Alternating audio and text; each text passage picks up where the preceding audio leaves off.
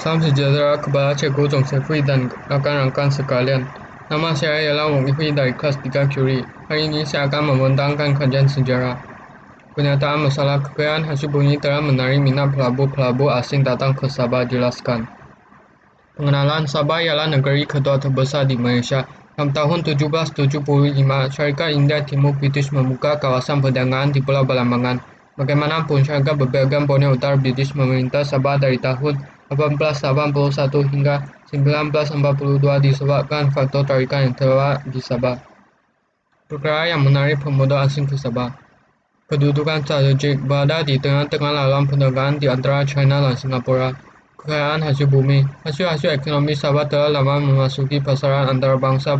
Barang tersebut didagangkan oleh masyarakat tempatan dengan pedagang-pedagang asing yang datang ke Sabah. Keadaan Sabah sebelum penguasaan SPUB. Dua kawasan yang telah dimiliki oleh British sebelum pendapakan SPUB. Pulau Belambangan pada tahun 1763, Alexander yang membuat perjanjian dengan Kesultanan Sulu Tengah mengibarkan bendera British di Pulau Belambangan yang menandakan pulau tersebut menjadi milik British. Pulau Laban. Hizbut berusaha meluaskan daerah kekuasaan dengan mengadakan perjanjian dengan Sultan Brunei berhubung dengan Pulau Laban.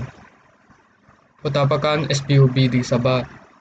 Charles D. Moses menyewa Sabah daripada Sultan Brunei pada tahun 1865 selama 10 tahun.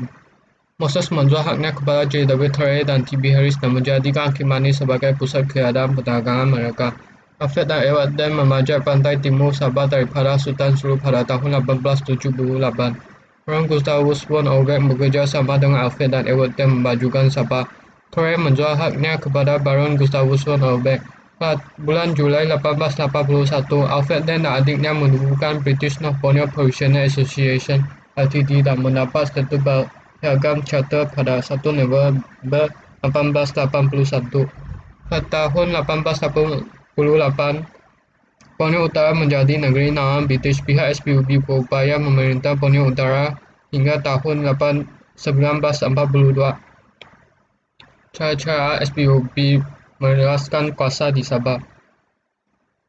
Menerima piagam diraja, melindungi dan mempertahankan hak-hak masyarakat tempatan, pembangunan ekonomi melalui eksploitasi sumber-sumber yang terdapat di Sabah, membahagikan Sabah kepada beberapa residensi daerah kalangan kampung, menumbuhkan jabatan kerajaan dalam pentadbiran.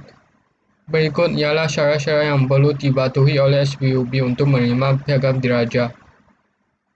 Langkah yang boleh diambil untuk mengelakkan campur tangan dan pelasan pengaruh asing di negara kita. Melakukan pemimpin yang bersikap bertanggungjawab dalam mentadbir dan memajukan negara kita supaya negara kita tidak dapat disewa oleh kuasa asing daripada pemimpin kita. Melakukan pemimpin yang berbijaksana dan berdikari supaya pemimpin kita boleh menyelesaikan masalah tanpa meminta bantuan daripada kuasa asing yang mengharapkan balasan. Pemimpin negara kita haruslah mengukuhkan ketenteraan negara untuk menjaga keamanan dan melindungi negara kita daripada diserang oleh kuasa asing. Pemimpin haruslah menggalakkan rakyat mengalahkan sikap bersatu padu untuk mereka memberi peluang kepada kuasa asing untuk campur tangan di negara kita dan mereka berlaku pergaduhan rakyat di negara kita. Rumusan pengetahuan melalui kajian literatur ini saya dapat mempelajari tentang faktor-faktor menyebabkan Sabah menjadi tarikan kepada pembeda asing dan keadaan Sabah sebelum penguasaan SPUB. Nilai yang saya memperoleh ialah kita haruslah bersatu padu untuk mengelakkan campur tangan daripada kuasa asing di negara kita dan berusaha untuk mempertahankan kedaulatan negara kita. Di samping itu, saya berasa sangat bangga sebagai anak Malaysia kerana dapat dilahirkan di negara yang mempunyai berbagai bangsa dan budaya.